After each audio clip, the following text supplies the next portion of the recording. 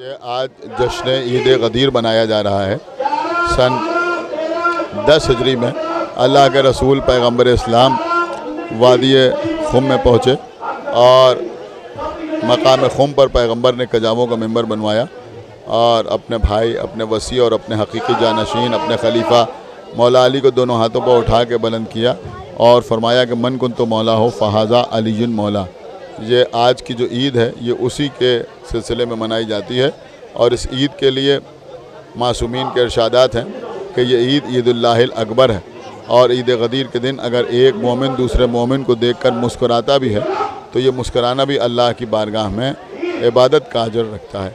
आज आगा बाखिर के इमामबाड़े में यहाँ अभी नमाज ईद गदीर मुनक़िद हुई और नमाज ईद गदीर जनाब मौलाना रहमत हुसैन नकवी साहब क़िबला ने पढ़ाई।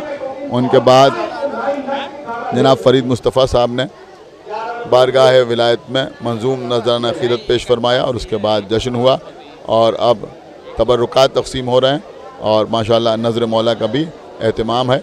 मेरी तरफ़ से आप तमाम हज़रात को ईद गदीर बहुत बहुत मुबारक।